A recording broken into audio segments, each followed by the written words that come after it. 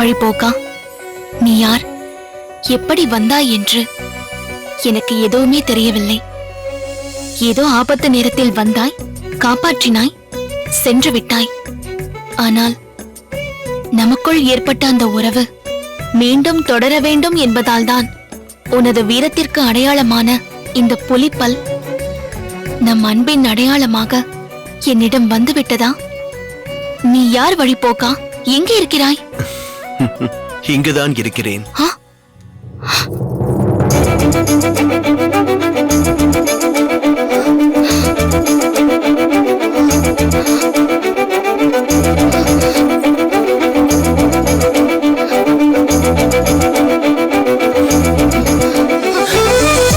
இது என்ன ஆச்சரியம்? அன்று என்னை நேரில் பார்த்தபோது ஒரு வார்த்தை கூட பேசவில்லை. ஆனால் இப்போது என்னுடைய புலி நகத்தோடு இந்த அளவுக்கு பேசுகிறாயே. நீங்கள் எப்படி இங்கு வந்தீர்கள்? யார் உங்களை உள்ளே விட்டது? அதுவும் என்னரை இருக்கும் இடம் வரை உங்களால் எப்படி வர முடிந்தது? எனக்கு தெரியும். நீ என்ன சாதாரண வீட்டு பெண்ணா? பாகநேரி அம்பலக்காரர் வாளுக்கு வேலியின் தங்கை அல்லவா? உன்னை நான் பார்க்க வேண்டும் என்று சொன்னால் மேலதாளத்தோடு மரியாதை செய்தா என்னை அழைத்து வருவார்கள். சில நேரங்களில் சிலவற்றை நேர் வழியில் செய்ய வேண்டும், பல நேரங்களில் பலவற்றை குறுக்கு வழியில் தான் செய்ய வேண்டும். அதனால்தான் சுவர் ஏறி குதித்து உள்ளே வந்தேன். என்ன, சுவர் ஏறி குதித்தீர்களா? ஆமாம். அப்படி என்றால் நீங்கள் திருடனா? திருடன் நான் அல்ல, நீதான். நானா? ஆமாம். என்னுடைய பொருளை உன்னுடன் வைத்திருக்கிறாய் அல்லவா?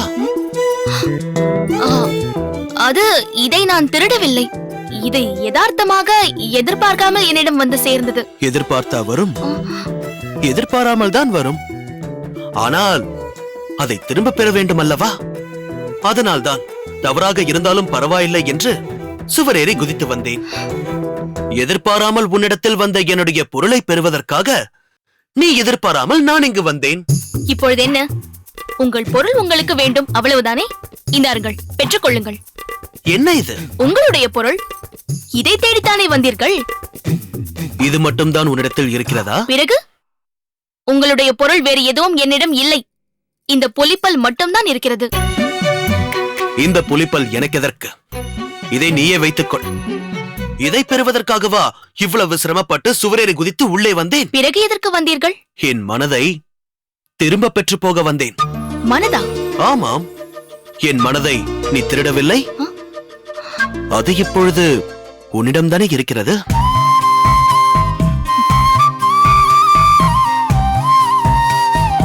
அதை திருப்பிக் கொடு என்று கேட்க மாட்டேன். அது உன்னிடம் பத்திரமாக இருக்கிறதா என்று பார்த்துவிட்டு போகத்தான் வந்தேன். என்ன நீங்கள் ஏதேதோ பேசிக் கொண்டிருக்கிறீர்கள்? அப்படியெல்லாம் ஒன்றுமில்லை. நான் ஒன்றும் அப்படியெல்லாம் நினைக்கவில்லை. இந்த பெண்களே இப்படித்தான். ஒரு உயிரில்லா ஜடப்பொருளான அந்த புலிப்பல்லிடம் காதலை பொழிவீர்கள். ஆனால் அந்த புலிப்பல்லை கழுத்தில் அணிந்தவன் நேரில் வந்து நிற்கும் போது நீங்கள் ஜடமாகி விடுகிறீர்கள். இதோ பாருங்கள், இப்படியெல்லாம் என்னிடம் பேசாதீர்கள். இதுவரை எந்த ஆண்மகனையும் நான் ஏறெடுத்து கூட பார்த்ததில்லை. நான் மட்டும் என்ன, கண்ணில் படுகின்ற பெண்களை எல்லாம் காதலித்துக் கொண்டா இருக்கிறேன். என் வாழ்நாளில் நானும் எத்தனையோ பெண்களை சந்தித்திருக்கிறேன். ஆனால் இதுவரை எந்த பெண்ணையும் ஏறெடுத்து கூட பார்த்ததில்லை. எதற்கோ பாகநெறிக்கு வந்த நான் உன்னை சந்திக்கும் நிலை ஏற்பட்டு விட்டது. உன்னை தொட்டு காப்பாற்றும் நிலையும் உருவாகிவிட்டது. ஏனோ தெரியவில்லை, என்னையும் அறியாமல் ஒரு பந்தம், நமக்குள் ஏதோ ஒரு பூர்வ ஜென்ம தொடர்பு இருப்பதை போன்ற ஒரு உணர்வு எனக்குள் ஏற்பட்டு விட்டது. அதை உன்னிடம் பகிர்ந்து கொள்ள வேண்டும் என்பதற்காகத்தான் நான் இங்கு வந்தேன். இங்கு வந்து பார்த்தபோதுதான் தெரிந்தது, அதே உணர்வோடுதான் நீயும் இருக்கிறாய் என்று. என் மீது இந்த அளவிற்கு காதலை வைத்துக் கொண்டு அது இல்லாதது போல் ஏன் ஒரு பொய்யான வேஷம் போடுகிறாய்? என்ன, எதுவும் பேசாமல் அமைதியாக இருக்கிறாய்? நீங்கள் ஆண்மகன், உங்கள் மனதில் உள்ளதை வெளிப்படையாக சொல்லிவிட்டீர்கள். ஆனால் நானோ ஒரு பெண். உங்களைப் போல் வெளிப்படையாக என்னால் எதுவும் சொல்லிவிட முடியாது. அதனால்தான் பேசாமல் இருக்கிறேன். அடக்கம். இந்த அடக்கம்தான் உன்னிடம் எனக்கு மிகவும் பிடித்திருக்கிறது. இந்த அமைதிதான் என்னை உன்னிடத்தில் ஈர்க்க வைக்கிறது. இது போதும் கல்யாணி, இது போதும். என் கேள்விக்கான பதிலை உன் மௌனமே தெரிவித்து விட்டது. நான் மிகவும் பாக்கியசாலி. சரி, இவ்வளவு தைரியமாக இங்கு வந்திருக்கிறீர்களே, சிறிதளவு கூட உங்களுக்கு பயம் இல்லையா? இந்த வீட்டை சுற்றி நிறைய வீரர்கள் காவல் காத்துக் கொண்டிருக்கிறார்கள். அவர்களில் யாராவது உங்களை பார்த்திருந்தால் நீங்கள் என்ன ஆவது? பட்டமங்கலத்தான் இங்கு வந்து விட்டான் என்று நினைப்பார்கள் அல்லவா? பட்டமங்கலத்தானா? உங்கள் வீரர்களுக்கு எப்படி வந்தவன் பட்டமங்கலத்தான் என்பது தெரியும்? அவன் ஏன் இங்கு வரப்போகிறான்? அது தெரியாத உங்களுக்கு? அந்த பட்டமங்கலமும் எங்கள் பாகநெறியும் தான் பகைப்பட்டு கிடக்கதே. கவலைப்படாதே, நமது காதல் கைகூடும் போது பாகநேரியும் பட்டமங்கலமும் ஒன்று கூடிவிடும். சரி சரி, இனிமேல் இது போன்று இங்கு வராதீர்கள். ஏன்? மறுபடியும் நீங்கள் சுவர் ஏறி குதித்து வந்து உங்களுக்கு எதுவும் நேர்ந்து விட்டால் வேண்டாம் வேண்டாம், இனி நீங்கள் இப்படி வர வேண்டாம். நாம் முதலாக சந்தித்த இடத்தில் வெள்ளிக்கிழமை தோறும் காத்திருப்பேன். நாம் அங்கு சந்திப்போம். ஓ, வெள்ளிக்கிழமை அன்றுதான் அம்மனின் தரிசனம் கிடைக்குமோ? சரி, அப்படியே செய்வோம். இந்தாருங்கள், புறப்படுங்கள். என்ன இது? புலிப்பல். இல்லை, இது இனிமேல் உன்னிடத்தில் தான் நிரந்தரமாக இருக்க வேண்டும். ஏன்? இதை பார்க்கும் பொழுதெல்லாம் எப்பொழுது என்னை காணப்போகிறோம் என்று உன் மனதிற்குள் தோன்ற வேண்டும். அதேபோல் இந்த புலிப்பல் என்னிடத்தில் இல்லை என்று நான் எண்ணும் போதெல்லாம் என் மனம் என்னிடத்தில் இல்லை, அது உன்னிடம் இருக்கிறது என்று இது உன்னை எனக்கு நினைவுபடுத்த வேண்டும். சரி சரி, புறப்படுங்கள். யாராவது வந்துவிடப் போகிறார்கள். இன்னும் சிறிது நேரம் பேசிக் கொண்டிருக்கலாமே. வெள்ளிக்கிழமை பேசிக் கொள்ளலாம், இப்போது புறப்படுங்கள். என்ன கல்யாணி, நான் இவ்வளவு தூரம் சிரமப்பட்டு வந்திருக்கிறேன், எனக்கு ஏதாவது தர வேண்டாமா? நீங்கள் விருந்தினராகவா வந்திருக்கிறீர்கள்? உங்களை உட்கார வைத்து விருந்து வைப்பதற்கு உங்கள் உயிருக்கு உத்தரவாதம் இல்லை. வீரர்கள் பார்த்தால் அவ்வளவுதான். போகிறேன், ஆனால் நீ சொல்லும் அந்த வெள்ளிக்கிழமை வர இன்னும் 4 நாட்கள் இருக்கிறதே. அதற்கென்ன செய்ய வேண்டும்? என்னுடைய நினைவாக புலிப்பல் உன்னிடத்தில் இருக்கிறதல்லவா? ஆமாம்.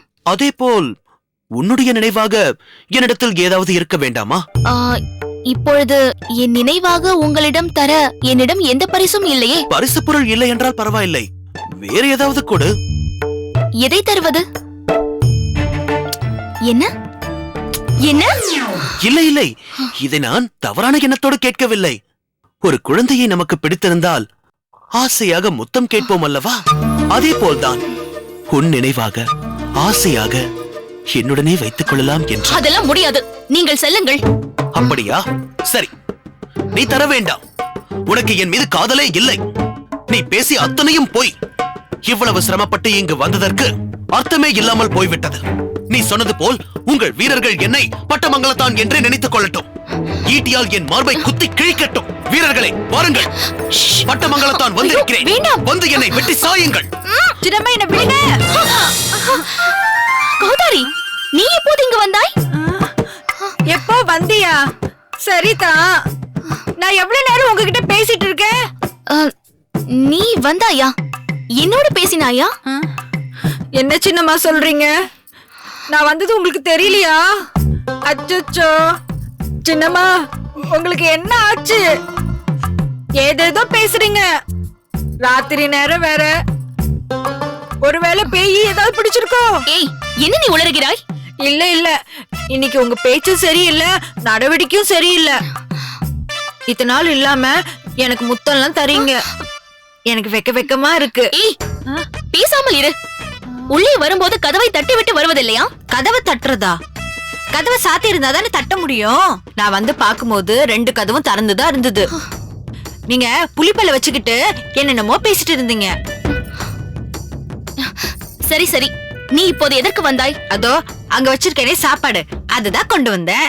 கொண்டு வந்தாய் அல்லவா? அதை வைத்து விட்டு போக வேண்டியதானே. எதற்கு நீ என் அருகில் வந்தாய்? வரமாட்டேமா, நிச்சயமா நான் வரமாட்டேன். அதுவும் ராத்திரி நேரத்துல கண்டிப்பா வரவே மாட்டேன். சின்னம்மா, உங்களுக்கு பேய் தான் பிடிச்சிருக்கு, நான் போறேன்.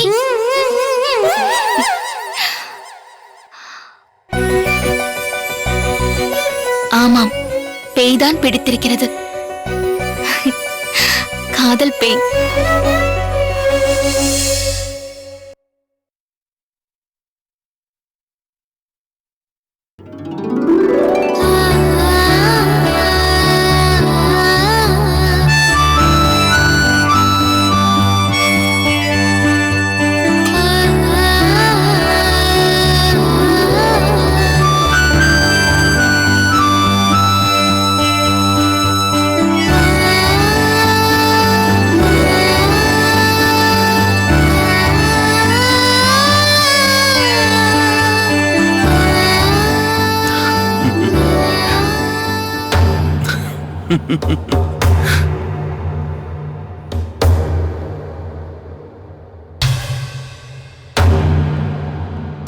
வைரமுத்தா,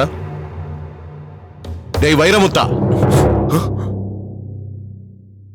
அண்ணா, நீ எங்கே இருக்கிறாய்? பாகநேரியில் தான் இருக்கிறேன். என்ன பாகநேரியா? ஆ, இல்லை, பட்டமங்கலத்தில். அது சரி. நீ பாகநேரிக்கு சென்றதிலிருந்தே நீ நீயாகவே இல்லை. ஏதோ பேய் பிடித்தவன் போலல்லவா இருக்கிறாய்? பேயெல்லாம் பிடிக்கவில்லை, பெண் தான் பிடித்திருக்கிறது. என்ன வைரமுத்தா, என்ன உனக்குள் முணுமுணுக்கிறாய்?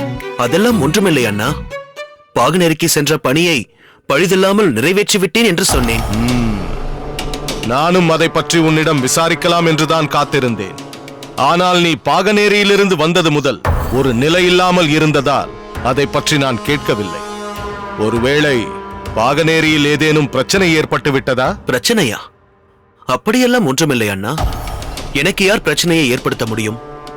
நான் என்ன காரணத்திற்காக பாகநேரிக்கு சென்றேனோ அந்த பணியை நல்ல முறையில் நிறைவேற்றிவிட்டுதான் வந்திருக்கிறேன். இல்லையே, உன்னை பார்த்தால் அப்படி தெரியவில்லையே. என்ன வைரமுத்தா, பாகநேரியில் ஏதேனும் சிக்கல் உண்டாகி அதை என்னிடமிருந்து மறைக்க பார்க்கிறாயா? இது என்ன கேள்வி தம்பி? வைரமுத்தன் பாகநேரிக்கு சென்று வந்த பயண களைப்பால் சற்று சோர்வாக இருக்கலாம். அது உனக்கு வேறு விதமாக தெரிகிறதா? நீ சொல்வது உண்மைதான் அக்கா. பாகநேரியை பற்றி பேசினாலே அண்ணனுக்கு அது விபரீதமாகத்தான் தோன்றுகிறது. போதும், போன விஷயத்தை சொல். வல்லத்தரையா, சாப்பிடும் பொழுது எதற்கு இந்த பேச்சு? வைரமுத்தன் சாப்பிட்டு முடிக்கட்டும், பிறகு மற்றவற்றை பேசிக்கொள்ளலாம். உணவு உண்ணும் நேரத்தில் நமது கவனமெல்லாம் உணவின் மீது மட்டும்தான் இருக்க வேண்டும். அப்பொழுதுதான் அதனுடைய சத்துக்கள் அனைத்தும் நமது உடலுக்குள் சேரும். அதனால்தான் வைரமுத்தனிடம் நான் எதுவும் கேட்காமல் இருக்கிறேன்.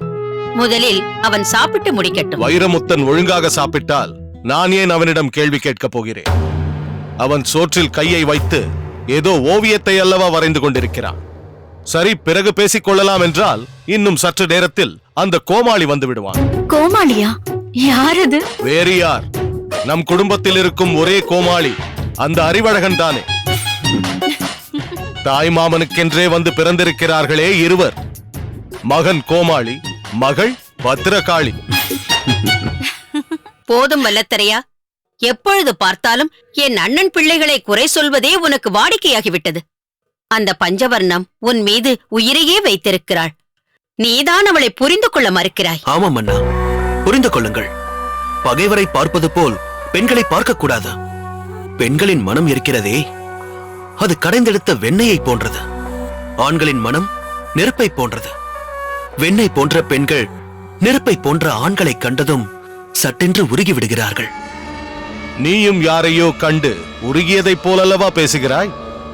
உருக்கினாயா அல்லது உருகினாயா? சேச்சே, நான் உங்கள் தம்பி அண்ணா. அப்படியெல்லாம் உருகி விடுவேனா என்ன? என் தம்பி என்று சொல்லிக் கொண்டால் மட்டும் போதாது, அதைப் போல் நடக்கவும் வேண்டும். ஏன் தம்பி அப்படி சொல்கிறாய்? ஆமாம் அக்கா, எனக்கும் வைரமுத்தனுக்கும் நிறைய வித்தியாசங்கள் இருக்கிறது. வாளுக்கு வேலியை ஜென்ம பகைவனாக நான் கருதுகிறேன். ஆனால் என் தம்பி வாளுக்கு வேலியின் தம்பி கருத்தாதப்பனை உற்ற நண்பனாக பாவிக்கிறான். பகை என்பது உன்னோடு போகட்டுமே, எதற்காக வைரமுத்தனின் மனதிலும் அதை விதைக்க பார்க்கிறாய்?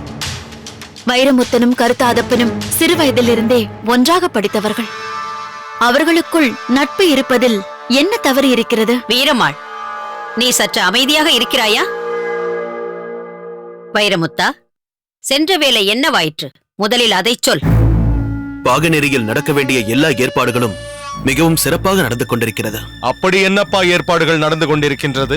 பாகநேரி அம்பலக்காரர் வாளுக்கு வேலையும் சரி, அந்த ஊர் மக்களும் சரி, அவர்கள் பேச்சு செயல் அனைத்துமே பாகநேரியின் திருவிழா சிறப்பாக நடைபெற வேண்டும் என்பதில்தான் இருக்கிறது.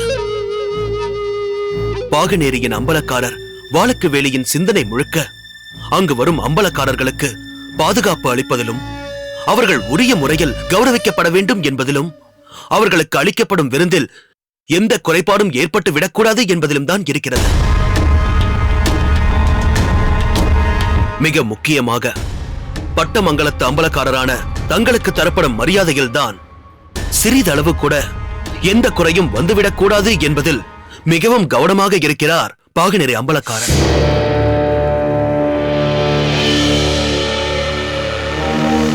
தனக்கு எந்த அளவிற்கு மதிப்பும் மரியாதையும் தருகிறீர்களோ அதே அளவிற்கு பட்டமங்கலத்து அம்பலக்காரரான வல்லத்தரையனுக்கும் அளிக்கப்பட வேண்டும் என்பதில் அவர் மிகவும் கண்டிப்புடன் இருக்கிறார் அம்மா. எதை வைத்து அப்படி சொல்கிறாய்? பாகநெறி அம்பலக்காரர் தன் தம்பி கருத்த ஆதப்பனிடம் இதை பற்றி பேசியதை நானும் அறிவழகனும் நேரிலேயே கண்டோம். அதற்கு அந்த கருத்த ஆதப்பன் என்ன சொன்னான்? சிறு வயதுக்காரனாயிற்றே, எதிரிக்கு எதற்கு மரியாதை என்று சீறி இருப்பானே. இல்லை அண்ணா, தன் அண்ணன் வாளுக்கு வெளியிடும் கட்டளையை ஒரு நாளும் மீறமாட்டான் கருத்தாதப்பன். தன் அண்ணனுடைய எண்ணம் ஈடேற வேண்டும் என்பதற்காக கருத்தாதப்பன் எடுத்துக்கொள்ளும் முயற்சியும் பாகநெறி திருவிழா சிறந்த முறையில் நடந்து அனைத்து அம்பலக்காரர்களும் ஒற்றுமையாக இருக்க வேண்டும் என்பதற்காக பாகநெறி அம்பலக்காரர் வாளுக்கு வேலியின் தாயார் காட்டும் அக்கறையும் பரிவும் என்னை மெய்சிலிர்க்க வைத்து விட்டது அண்ணா. உண்மையிலேயே அவர்களது குடும்பத்தினர் மிக மிக உயர்ந்தவர்கள்தான்.